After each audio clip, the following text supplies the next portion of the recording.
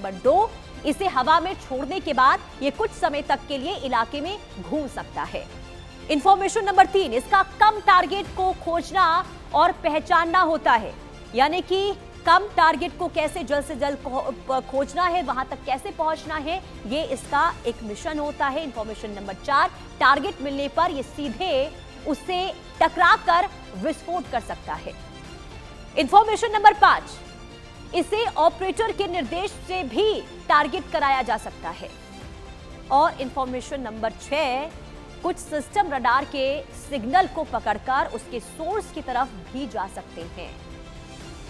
ये तमाम जानकारियां हम आपको दे रहे हैं कि आखिर क्या खासियत है कामिकाज़ी ड्रोन में, इसलिए इन्हें दुश्मन के रडार और एयर डिफेंस सिस्टम के खिलाफ इस्तेमाल किया जाता है और यही भारत ने किया था। ये इंफॉर्मेशन नंबर 7 हमने आपको बताई है, यानी कि दुश्मन के रडार को कैसे तलाशना है और वहां तक कैसे पहुंचना है। अब बात इंफॉर्मेशन नंबर 8 की। ऑपरेशन सिंदूर के संदर्भ में भी रडार और सैन्य ठिकानों पर ऐसे ही हथियारों के इस्तेमाल की चर्चा हुई है।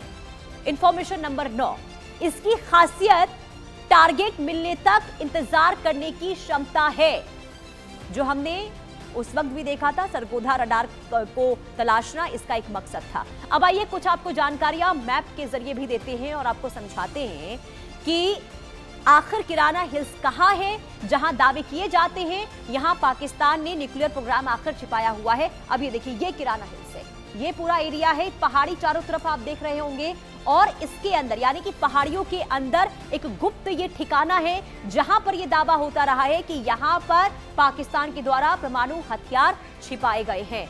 और ये आप देखिए, ये अफगानिस्तान का इलाका है, यहां से कितना दूर है किराना हिल्स। ये इस्लामाबाद का इलाका हम आपको दिखा रहे हैं, ये क्वेटा का इलाका है, बलूचिस्तान आप देख रहे हैं, ये ईरान यहां से आप देखिए कितनी दूरी पर है।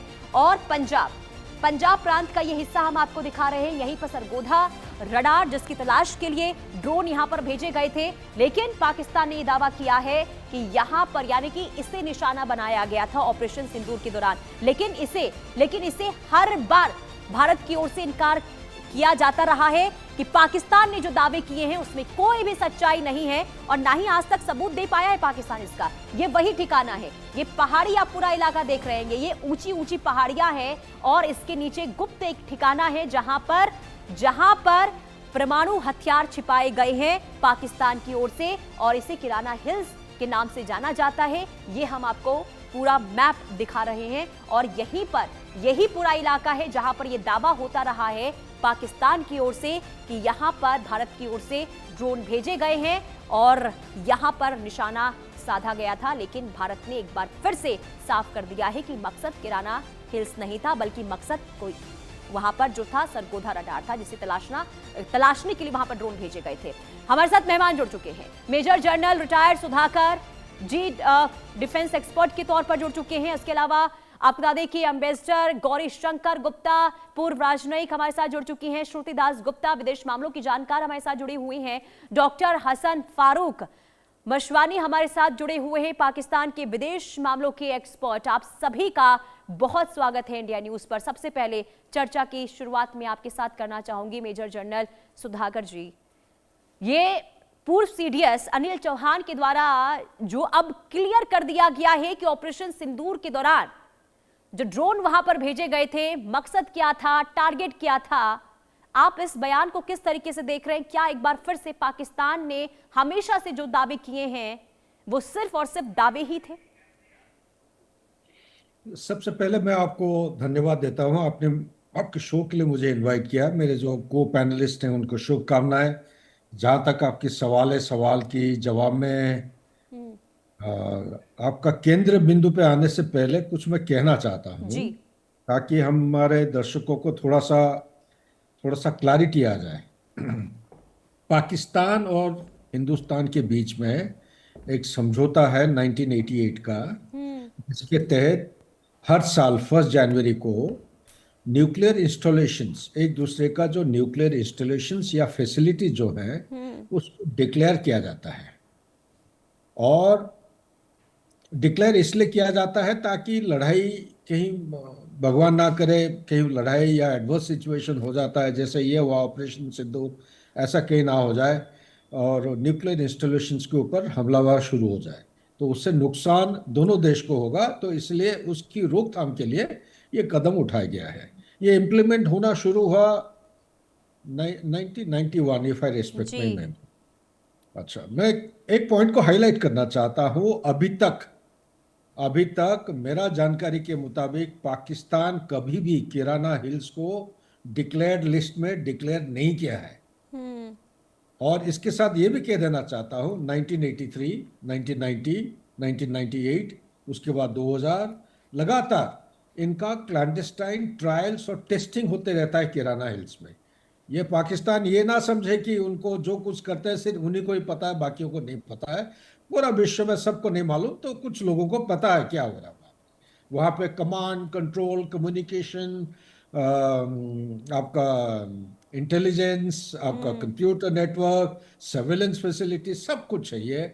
और टनलिंग इसलिए है क्योंकि न्यूक्लियर हथियार, जब आप कोई कैपेबिलिटी होता है, हम्म। उन देशों के पास एक स्ट्रक्चर होता है, उसको कहते हैं न्यूक्लियर कमांड अथॉरिटी। हम्म। और न्यूक्लियर कमांड अथॉरिटी का जो एपेक्स लीडर है, एक डेमोक्रेसी, पाकिस्तान एक डेमोक्रेसी है, तो वो प्राइम मिनिस्टर के पास रहता है फाइनल अप्रूविंग अथॉरिटी कि गोला फायर करना है कि नहीं। उससे पहले एक कॉलेज, कोई कोई का कॉलेजिएट सिस्टम है, कोई कोई का 5 लोग उसको एनालाइज करते हैं।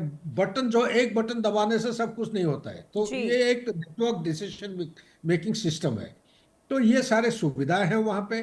प्लस न्यूक्लियर हथियार का 3 अलग अलग होते हैं, 8 के करीब कंपोनेंट, लेकिन 3 मेन कंपोनेंट होते हैं। हम्म। एक होता है वॉरहेड, दूसरा होता है डिलीवरी सिस्टम, और तीसरा होता है उसका ट्रिगर मैकेनिज्म। वॉरहेड जो है, वॉरहेड का एक मेटेड पोजीशन होता है, एक डीमेटेड पोजीशन। पाकिस्तान के पास जो 170 मिसाइल्स हैं, इसमें टैक्टिकल मिसाइल करीब 40-50 है, बाकी सारे जो है बड़े रकम के हैं। सो ये सारे मिसाइल्स को डीमेटेड रखा गया है। हम्म। और जब हॉट सिचुएशन आता है, वॉर लाइक सिचुएशन में, कोई कोई देश जैसे अमेरिका है, 4 से 8 मिनट के अंदर उसको मेटिंग करा के वो लॉन्चर के ऊपर चढ़ाते हैं। लॉन्चर अलग अलग किस्म, पाकिस्तान के पास 2 किस्म के लॉन्चर हम्म। है। एक है लैंड बेस्ड और दूसरा है एयर बेस्ड। इनके पास नेवल या सी बेस्ड अभी तक हुआ नहीं है, जिसके लिए बहुत कोशिश कर रहे हैं। सो लैंड और एयर बेस्ड का तो आप F-16 उसका काबिलियत है। और इसी तरह उनके पास चंद के एयरक्राफ्ट हैं जिनकी काबिलियत है न्यूक्लियर वॉरहेड को लेके जाना। तो इसलिए वो निगाह इसके ऊपर रखता है। और हम्म। सरगोदा एक ऐसा सेंटर है हम्म। जहां पे उनका मदर बेस होता है, माना जाता है। जी। लेकिन ये साइट को पाकिस्तान अभी तक कभी डिक्लेयर किया नहीं है। हम्म। अगर ये हमारे सीडीएस साहब, फॉर्मर सीडीएस साहब जनरल चौहान साहब, उन्होंने कुछ व्याख्या किया है, उनसे बेहतरीन, मैं भी एक वेटरन हूँ, रिटायर्ड, मेरे पास कोई इतना कॉन्फिडेंशियल या टॉप सीक्रेट इशू तो है ही नहीं। हम्म। उनसे बेहतर इन चीजों की कौन खुलासा दे सकता है। हम्म। अगर वो कह रहे हैं अनडिक्लेयर्ड, उन्होंने बोला नहीं है, मैं बोल रहा हूँ अनडिक्लेयर्ड है, मुझे यकीन है, एक समय में मैं भी कभी डील कर रहा था। हम्म। तो ये अनडिक्लेयर्ड होने के नाते, अगर पाकिस्तान का पहला गलती है उन्होंने डिक्लेयर नहीं किया है। नंबर 2, जी। छुपे स्तंभ की तरह काम कर रहे थे। कोल्ड टेस्टिंग होता है नॉन एक्सप्लोजिव। हम्म। न्यूक्लियर वेपन का टेस्टिंग अलग अलग फेजेस में होता है। हम्म। एक नॉन एक्सप्लोजिव फेज होता है जब वो कोल्ड टेस्टिंग किया जाता है। ये कोल्ड टेस्टिंग का जगह है ये, और कोई जगह नहीं है, यही पे होता है। लेकिन वो डिक्लेयर नहीं किया अभी तक। और बिल्कुल। साथ ही ये भी है, उनका वॉर